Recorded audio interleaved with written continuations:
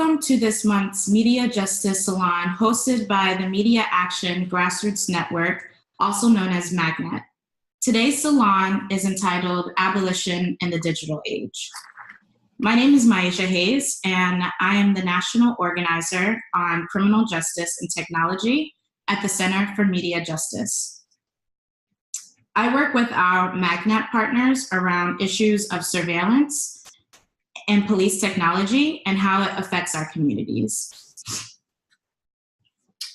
For those who are unfamiliar with our work, Magnet is short for Media Action Grassroots Network, which is a project of the Center for Media Justice. Magnet represents nearly 100 organizations from around the country, and together we are working to advance a people-centered media justice agenda. As a national network, we amplify local grassroots voices, ensuring the on-the-ground expertise of our members influence media policy debates. To learn more about the network, please visit us at mag-net.org. Before we begin, I would like to share some logistics about the webinar. Today's webinar will be recorded and will be posted onto our Magnet website. You can also join us in a parallel Twitter conversation using hashtag Media Justice and Prison Abolition. We'll hold questions and comments from our listeners until the end of the presentation. However, you can submit a question at any point through the Q&A box in your control panel. Today we have three amazing guests who will help us explore abolition in the digital age. I will introduce each briefly. First, our guest speaker is Mariame Kaba. She's the founder and director of Project NIA, a grassroots organization with a vision to end youth incarceration. As an organizer, educator, and curator, her work focuses on ending violence, dismantling the prison industrial complex, and supporting youth leadership development. She has co-founded multiple organizations and projects over the years, including We Charge Genocide and the Chicago Freedom School, among many others. Our next guest is Hamid, who is the coordinator of the Stop LAPD Spying Coalition. Based out of Los Angeles, the primary goal of this broad-based coalition is organizing to combat the police use of surveillance, spying, and infiltration against marginalized communities and social movements. The coalition draws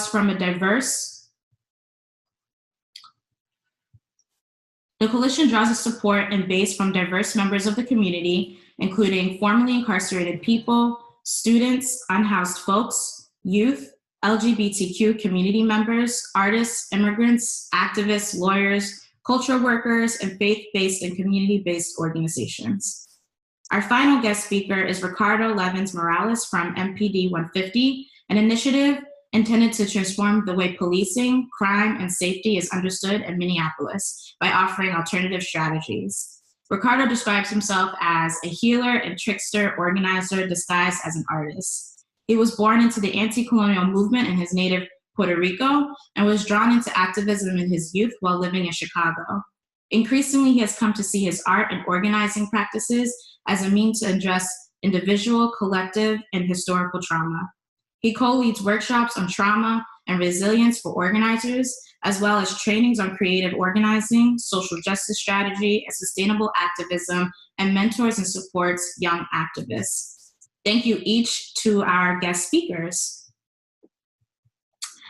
So before we dive right into our conversation, I wanted to take a few minutes to set the stage for why we are even talking about abolition in this way. The history of abolition in the United States began as a movement that called for the immediate end to the institution of chattel slavery and the liberation of indigenous land. True today as it was then, abolition has always delivered both a radical critique of state violence and a bold vision for social change. In the era of mass incarceration, today's abolitionists focus on other institutions of social control that disproportionately impact Black communities and people of color, policing and the prison industrial complex. In the 21st century, technology has expanded the capabilities of the police state while shaping new conditions that impact how our communities are organizing for liberation.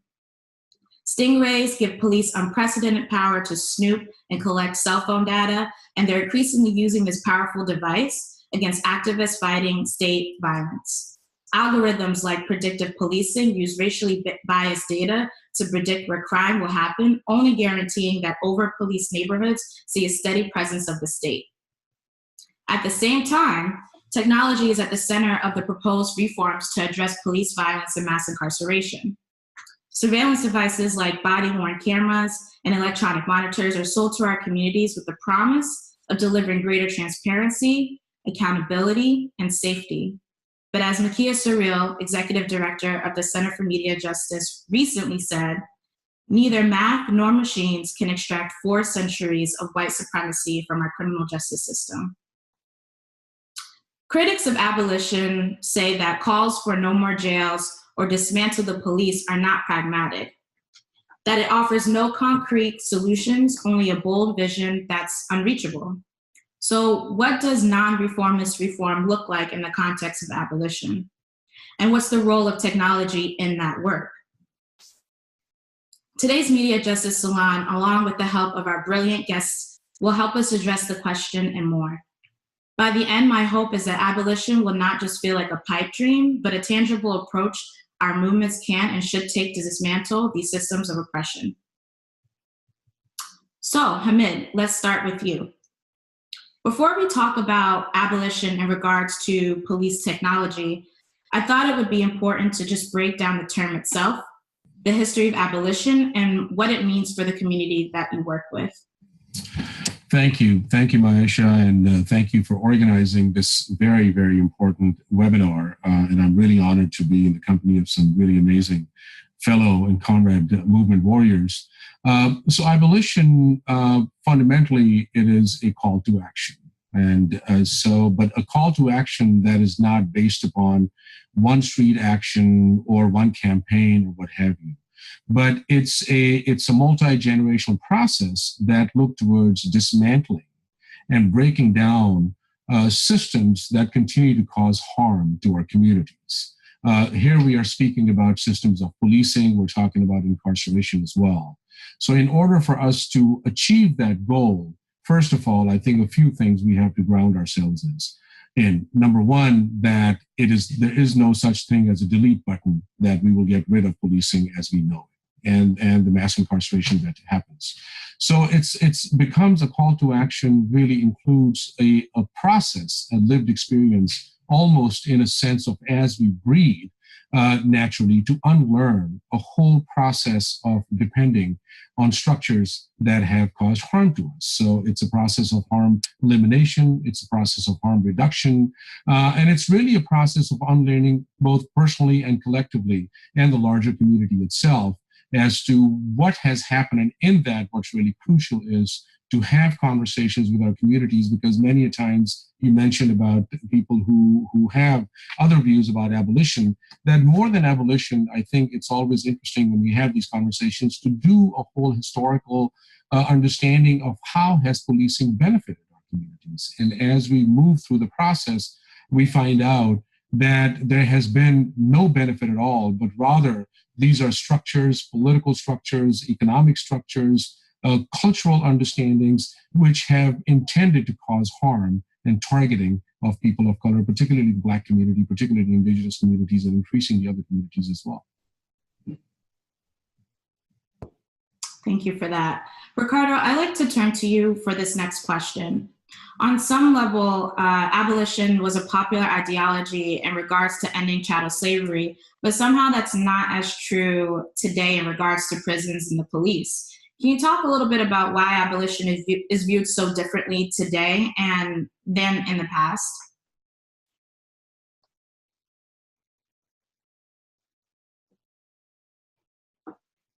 Hey, Ricardo, I think you're still on mute. Okay, thank you for that. No problem. Well, first of all, thank you for bringing us all together.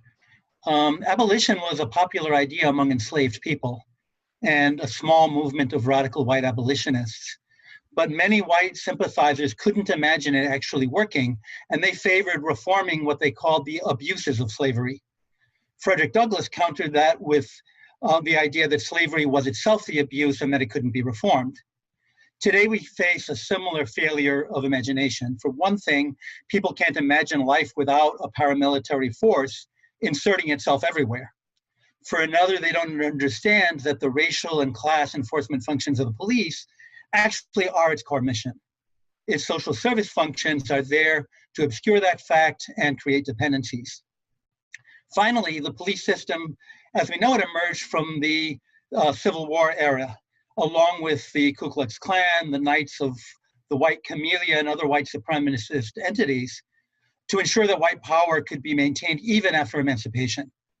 That means that today's police abolition movement isn't just an echo of that earlier abolitionist struggle, but is actually its continuation. Thank you. Mariame, this next question is for you. People have been organizing for years to end police and state-sanctioned violence, which includes ending the mass incarceration of Black and Brown communities. Oftentimes, the state's response to these issues and organizing efforts are technological solutions. We see this with body-worn cameras, pretrial risk assessments to reduce or eliminate cash bail, for example. Why should communities be concerned about this type of technological solution for reforming our criminal justice system? I think that I would say we need to be cautious and concerned because technology is not inherently liberatory. When we take an example of, for example, body cameras, the body camera is pointed at the citizen, not at the police. The person being surveilled is us.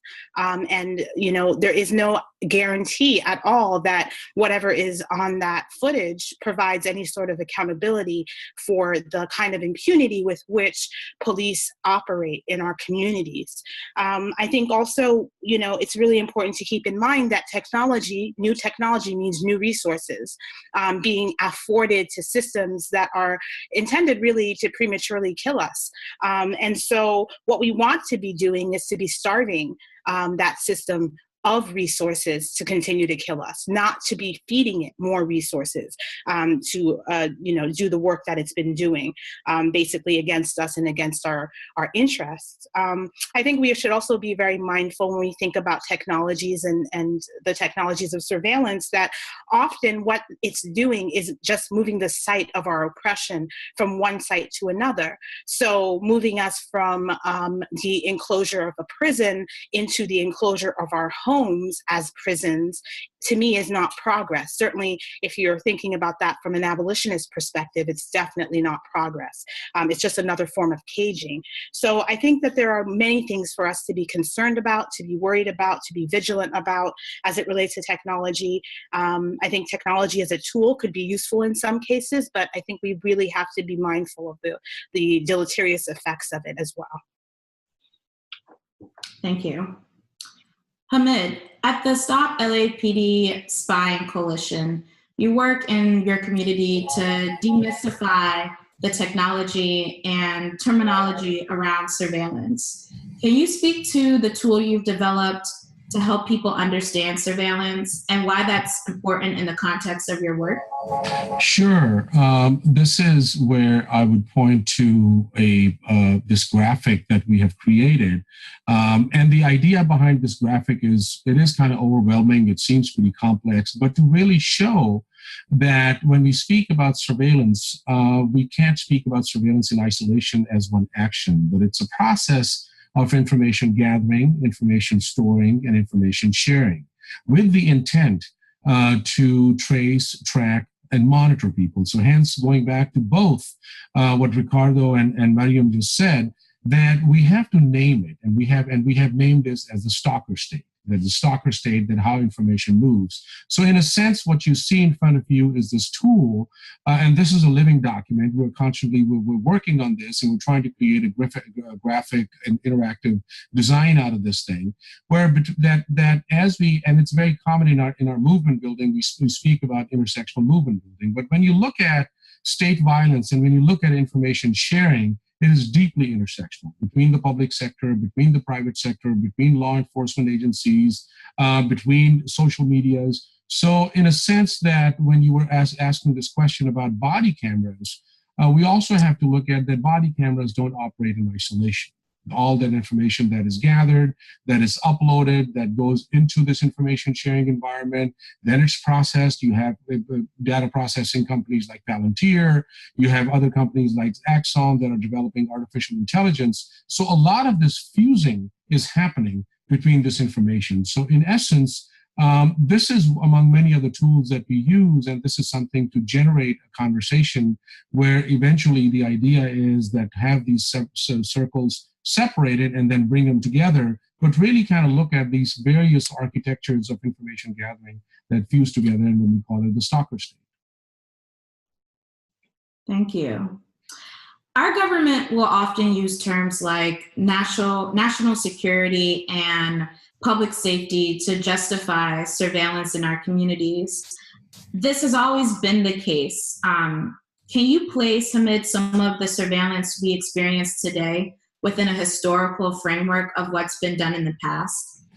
Well, I mean, the way we look at surveillance is that, first of all, that it's not a moment in time, but a continuation of history. I mean, I can refer back to, and surveillance has always been a tool of social control.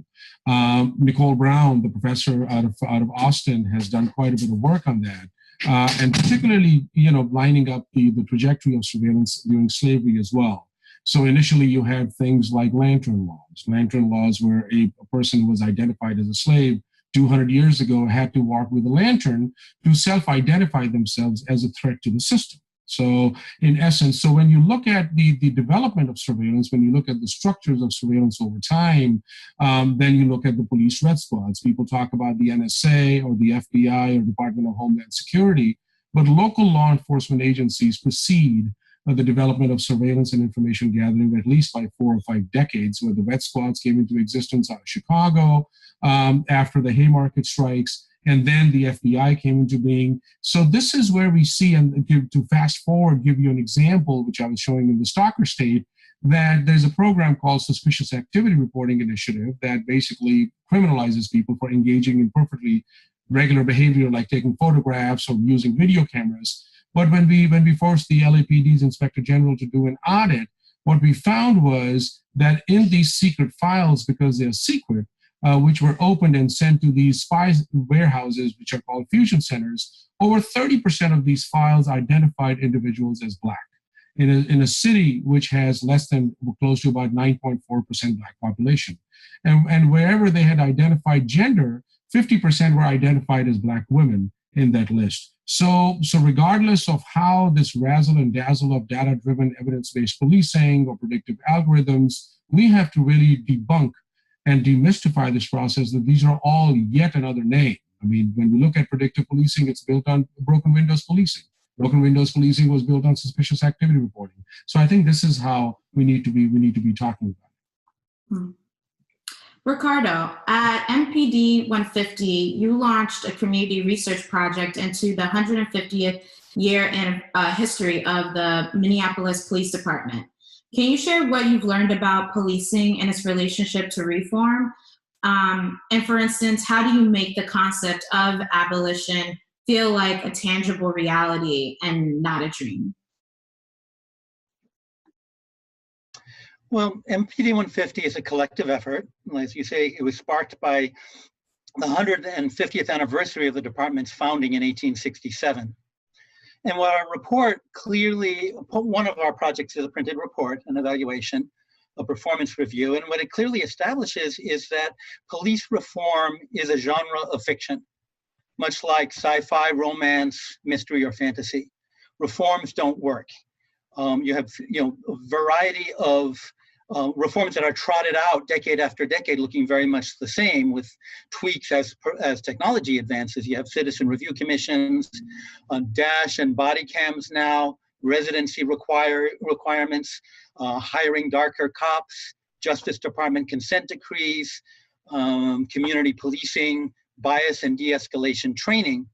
And some of these are designed to fail. They simply can't work. And other ones are effectively and professionally neutralized by the police as soon as the street heat dies down. So we see this continual repetition of a cycle. Many of them are attempts to build what they call trust. which simply means that when the cops kill someone, there's a cadre of community leaders who are prepared to lead discussions and help people let off steam. So the first step is making clear that the continuation of the police model will not lead to any place better. We also conducted interviews with people working in the fields of mental health, domestic violence, homelessness, and so forth about their experience working in a police-dominated environment. And across the board, they report that the police take over and escalate situations that require empathy and social skills. Other interviews conducted by our partner groups address the daily experience of people going about their lives in police-occupied communities. Finally, the future section of our report breaks down the various functions currently performed by the police and describes how they can either be handled by other entities, both those that exist already and are under-resourced, or new ones that can be created, functions that can be done away with altogether, or made unnecessary by meeting people's basic human needs. Thank you. Mariame, I want to shift to you and ask, since you focus on the criminalization of Black women and girls, I wanted to ask, how does surveillance and police tools uniquely impact women, Black women and girls? Well, I mean, I think that we have to kind of, if you backtrack a little bit and think about describing policing, as already has been done, as really an entire system of harassment and of surveillance that is intended to keep oppressive gender, class, and racial hierarchies in place, if that's your understanding of policing as a definition, then when you apply that to the lives of Black women and girls, trans and non-trans, you see several things at play. First and foremost, it helps us to remember that surveillance doesn't need to be high-tech in order to have devastating impacts on people's lives.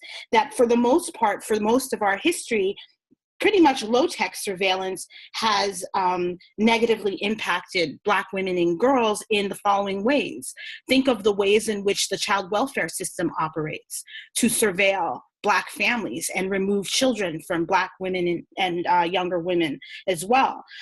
Think of the ways that, that child welfare system is really just a form of policing and law enforcement, not a service provision space as people like to think about it.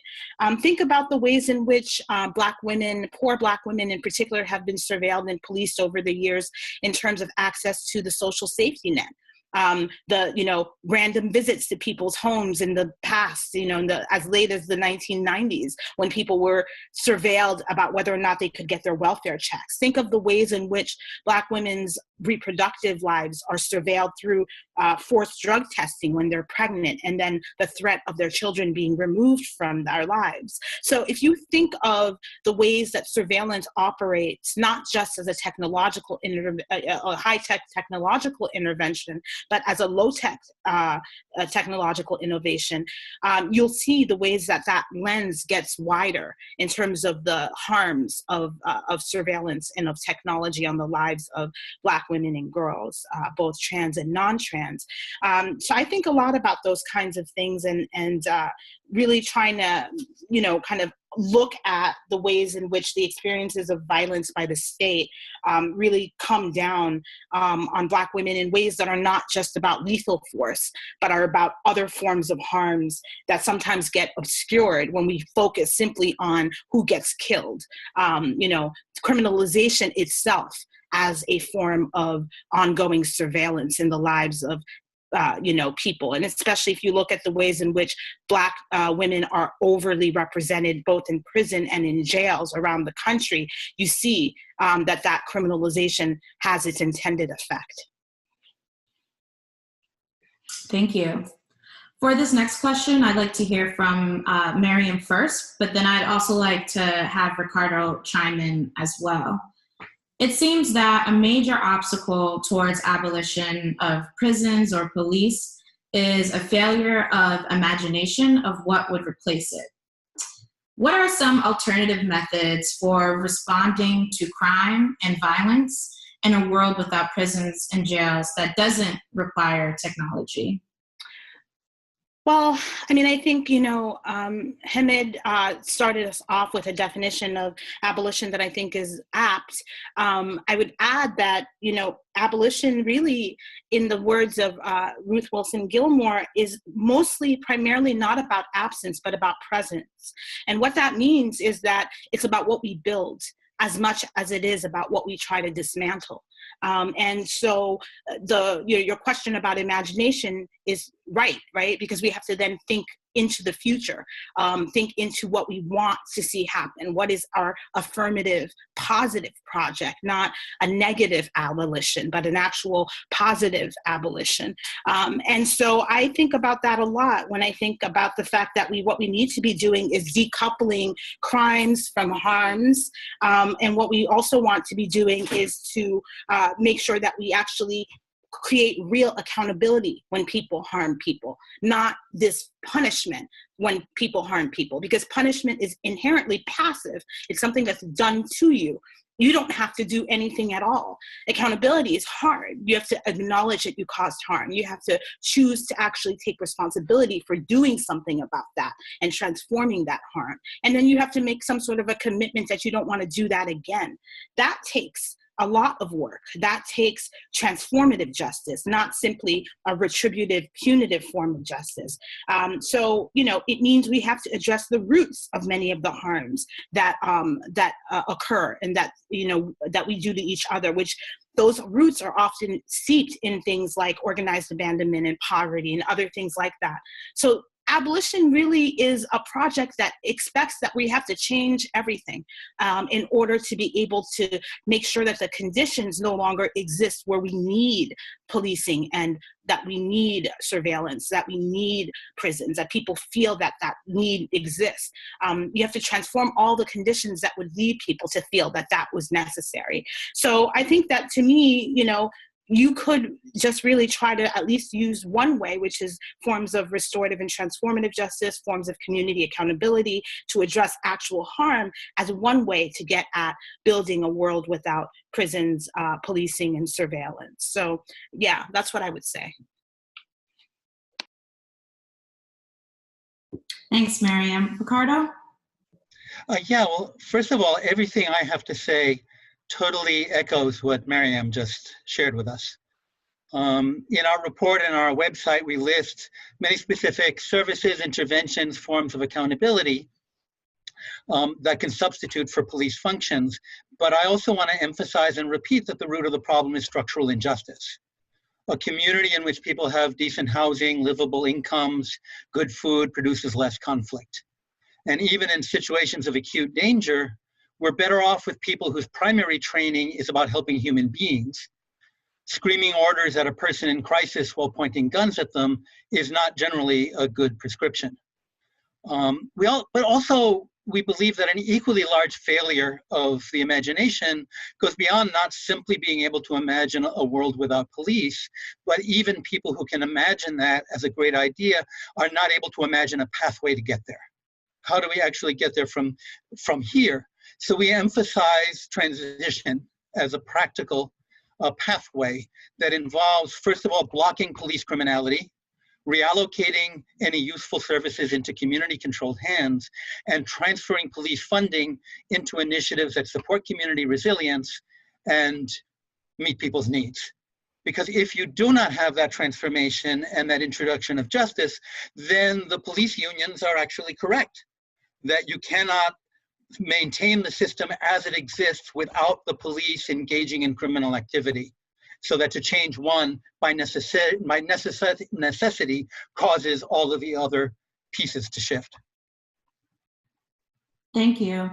Before we get to the next question, I just wanted to share with the audience, for those who might have joined a little bit later, feel free to, if you have a question in mind or a comment that you want to share later on, please feel free to just type that in the Q&A box at the bottom at the control panel. Hamid, this next question is for you. Recently, the Stop LAPD Spying Coalition lost a battle with the Los Angeles Police Commission around the use of drones by the Los Angeles Police Department.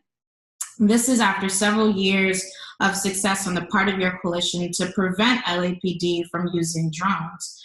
What unique new challenges are you facing now that you haven't perhaps faced before, and how is it informing the coalition strategy moving forward? Well, I think more than challenges, which obviously remain and they're constant, we have to look at the opportunities that this has created as well, which is very much at the heart of the conversation that we are having.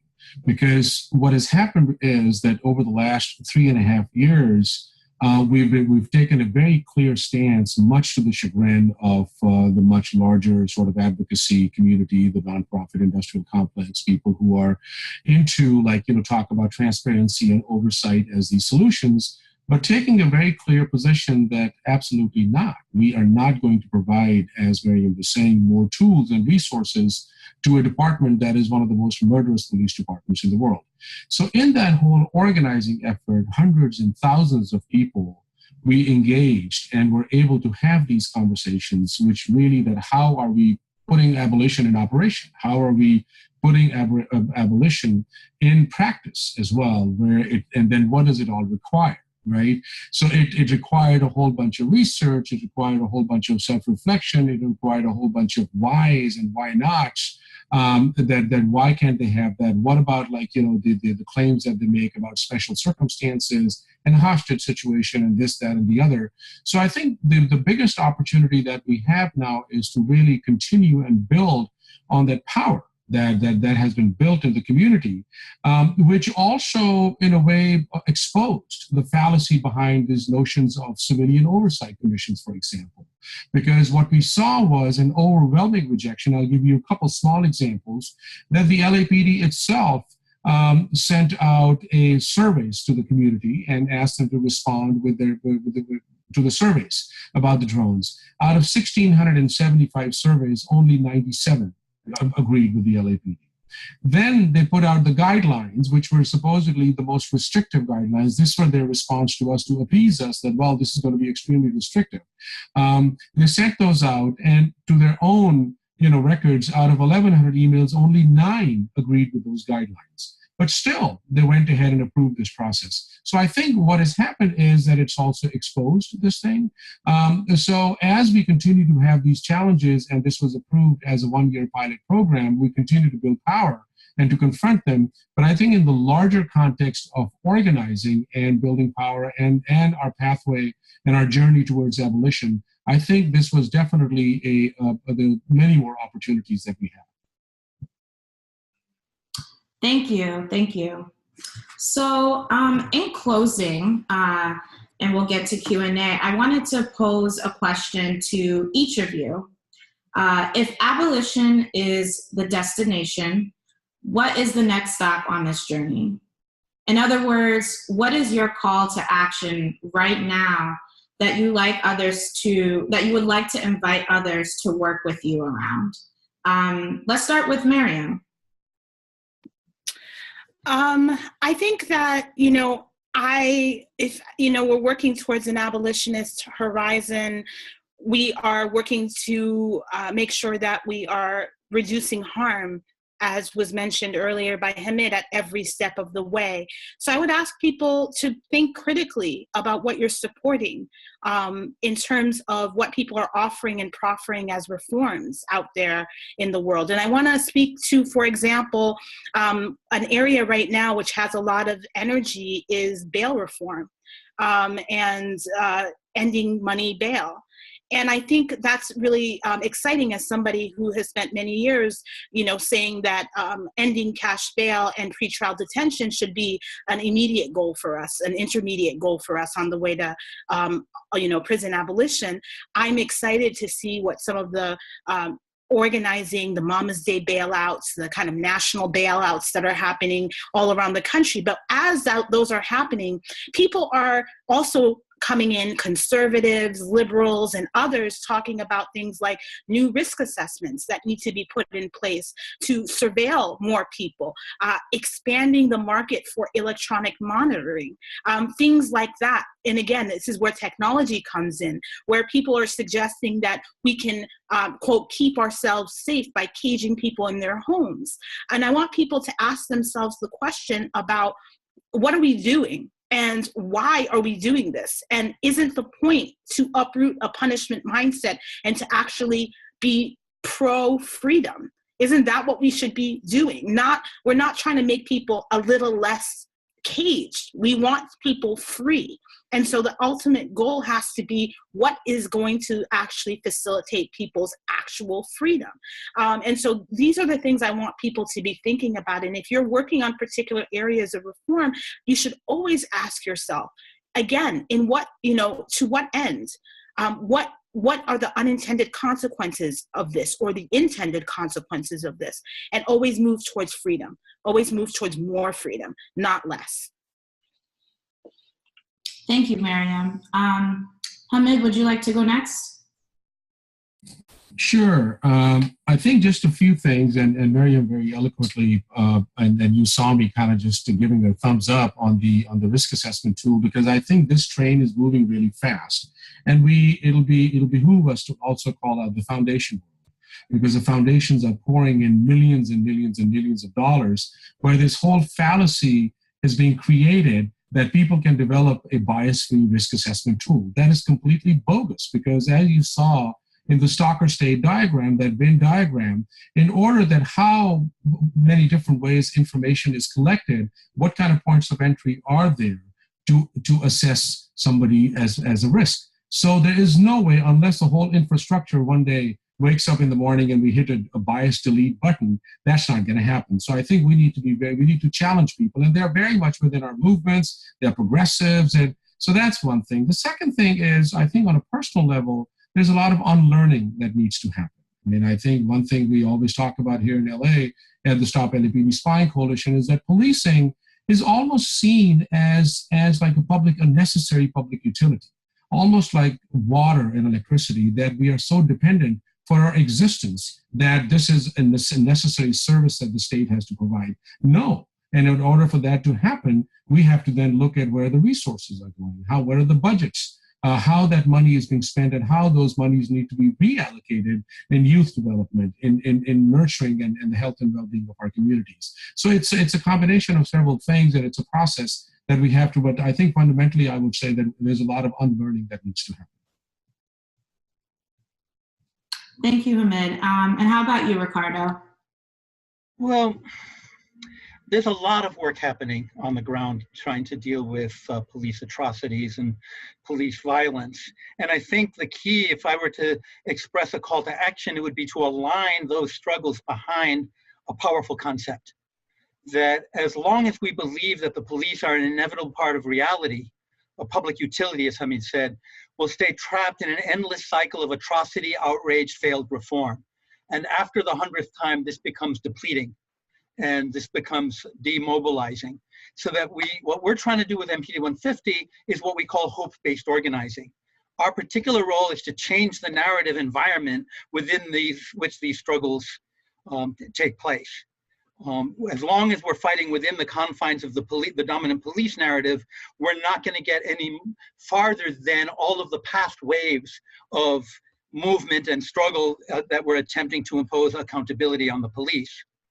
So what we would like to see is for people fighting police brutality to adopt and incorporate a historical perspective like the one that we're offering into their efforts, so that even when we demand reforms, those reforms are chosen in light of which narrative we want to reinforce, as Mariame was saying, and also are expressed as part of a strategy of dismantling police power and not as an endpoint in themselves. We have found that people are remarkably receptive to simple truth-telling as a strategy, going outside of people's comfort zones and simply telling what we believe to be true. And even before we did anything public, before we released our report, our work became a subject in the recent city council and mayoral elections, right? This is and the powers that be held a press conference saying, pay no attention to this, it's nonsense, please don't talk about police abolition. But this willingness to normalize an idea that people may at first think is crazy is a large part of why the right wing is running the country. Wow, thank you. I think this is a great time for us to open up this call for other questions our listeners may have. Listeners, please remember you can type your question in the Q&A box in your control panel. So we have a question from Rebecca Barrett. We have two questions from Rebecca, one for Ricardo, one for Mariame. I'll go to the question for Ricardo first, which is racial oppression really the original and main function of the police? Did historically police not exist in a mono-racial community in order to protect the populace from criminals? And is that not a legitimate function they continue to perform, even if they have also served to repress communities of color? Well, it is certainly true that there were early police departments in places like Britain, mostly to protect property against workers, against the unruly masses. When we're talking about policing as it has developed in the United States, yes, it's fundamentally racial. One of the sources, certainly one of the strong currents, which isn't mentioned in official police narratives, is, as is often mentioned in our movements, the slave patrols. For example, in Richmond, Virginia, the first police department was created in the wake of Gabriel Press's rebellion in 1800 and composed of the militia that had been called up to put down that rebellion. When we look at 15 decades, for example, of the Minneapolis Police Department's history, we don't find a single time when they were not fulfilling that function. And part of it is to continue to incarcerate mass numbers of people, removing their voting rights, removing their rights to a job, and therefore protecting access to education, to employment, to housing, to credit for a white constituency that allows them to continue to fulfill their functions in defense of the system. Also, we find very little correlation between the numbers of police on the street and the levels of crime. In some, you might argue that in fact, over-policing creates more crime, so that in New York, the stop and frisk policies only reduce crime if you exclude armed men in cars, stopping people randomly, beating them up, searching them, and sometimes charging them with false charges or letting them go because they had no reason to stop them in the first place. If that were not uniformed police, those would be considered crimes, and the statistics would have really spiked under conditions of intense policing. Thank you. Before I move on to the Rebecca's second question, Hamid or Mariame, did you have anything you wanted to add about the original and main function of the police?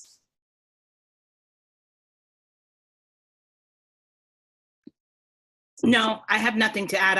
I concur with Ricardo's historical analysis of police and policing in the U.S. in particular, as having roots in slave patrols, and then in big cities having roots in protecting property of the moneyed interest against the riffraff workers who were trying to unionize. So yes.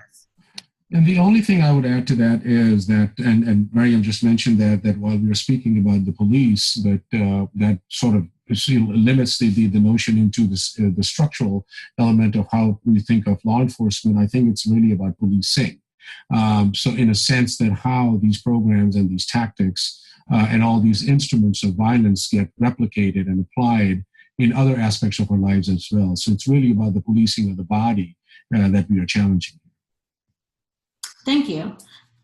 So the second question is also from Rebecca Barrett, but this question is for Mariame.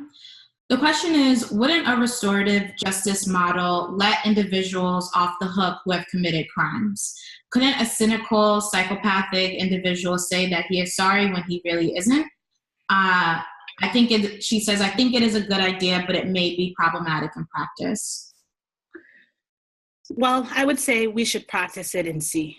If there is the model we have currently of, how many, 200 years of punitive practices has not seemed to do what people have said they wanted, which is people don't feel safer. People don't feel as though, crimes are no longer in existence. It hasn't eradicated violence. And so, try it our way for 200 years and then let's see what the result is at the end of that. I think, to me, I'm not interested in psychoanalyzing individuals. I don't think that that is the source of the issues that we face. I think that, as has been said over and over again, that a lot of what we are facing in terms of violence is actually structural violence. And so we have to do organizing. That's an organizing problem. That is not a punishment issue. And so we have to figure out how to do political organizing to be able to overturn that system, which would inure to all of our safety and increase the likelihood that we would be able to transform the relationships we have to each other, which would minimize conflict. So I like to start there. That's where I like to begin. And I don't like to focus on, quote unquote, the law and order individual psychopath model of how to prevent crime. I don't think that's useful. I don't think that actually is what most people who are incarcerated currently are. We know that 5% of the people who are incarcerated actually committed murder or rape. So therefore, a lot of what the arguments are of people for why we have prisons are actually failed in and of themselves. They're failed arguments, because the very people that they always put up as the, quote, dangerous people are not actually locked up. So the question is, we're already living in the world, the hellscape that people like to paint. We're living it right now. So why not try something different and maybe actually succeed in reducing harm for everybody? So that's what I would say. Thank you. We have another question from Pilitas that I think is related to this question, which is, what advice do you have for speaking with our communities, our families, or our friends about not calling the police? She says, I know it will take a great deal of unlearning. Ricardo, would you like to take a stab at that question? Sure. I think that, first of all, it's important for people to be educated about why the police are dangerous and how they escalate situations when they come into them, rather than even listening to the people who called them. That the danger needs to be evaluated. Beyond that, we are in a place where our lives cry out for alternatives that in many cases don't exist. So part of it is finding out and sharing, as we've attempted to do in the Twin Cities, what are the alternatives that already exist that you can call directly instead of calling 911, because 911 will simply shut you over to the police. And when the police are first responders, that rarely turns out well. On the other hand, it's something that people need to be able to make reasoned choices. There are some resources, some capacities that the police have that nobody else has. Now, it's a question, why is that the case? Why in my homeland of Puerto Rico are people demanding that the US Army come in and help distribute aid? Well, it's because they're the only institution in the US that has the resources and the capacity. That needs to change, but sometimes you need to deal with what is, so that who else is able to find your 5-year-old who wandered off in the woods? Maybe you need to be able to make those judgments, but the important thing is to know how serious the risks are in calling an institution that has that much criminality, racism, and so forth in its DNA, and make that judgment accordingly. Just like there may be times when I might feel compelled, this is just a wild example, to call on protection from one street gang because I'm being attacked by another. It's a question of looking at the realities and making the best choice you can. I would also add on what Ricardo just said, that I think it's really important if you're talking to your family members and friends, you shouldn't be making prescriptive suggestions anyway. I would never tell somebody not to call the police, because I'm not 911. So I'm not available for them at every single minute of every single time in the day when they may feel threatened in some way and they decide to call the police. That's less of a concern to me than it is about the fact that there are scores of people currently solving their problems without calling the police because they cannot call the police. right? The police are actually a danger to them. And so they're in a position where they have to solve their problems without cops. I think about a lot of my friends, I used to work with young people who trade sex for money and survival needs. They weren't calling the cops when they were in trouble, right? They had to figure out how to keep themselves safe. And so we have a lot to learn from those groups about how they've done that in various ways to be able to apply to the broader population. And I think that that is really critically important, is like, what are the lessons of how other people have kept themselves safe who couldn't access these systems for many, many generations and years and decades, right? We have some knowledge that's indigenous that we could use and upgrade in order to be able to keep all of us safer. So I think about that a lot, but I would never tell somebody what to do or what not to do, because I'm not them. I would just tell them, I might tell a story about what happened to me or how I tried to solve a problem, or, I might actually focus on the fact that we're actually in a position where we can learn a lot from other people about how to keep ourselves safe. Great, thank you so much. So we've been talking a lot about, how technology has expanded the role of the state. And I wanted to raise a question from Clayton Dewey, who asks, are there digital tools you find helpful in your prison abolition work? How do they embody the values of prison abolition, or where do they fall short? Anyone feel free to jump in for that question. Maybe Hamid? Well, I'm not a digital expert, but I think this current example, as we're engaging with each other, as a process of communicating and having this really awesome conversation, is a digital tool to start having a conversation, to do a critical analysis of where we are, to look at that, what are the alternatives available to us, and start building these processes of communications as to how do we move forward. So what does that building look like?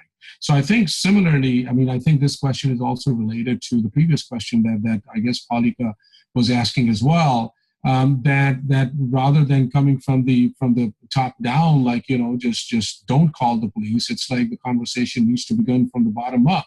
Like, what resources do we have available amongst ourselves?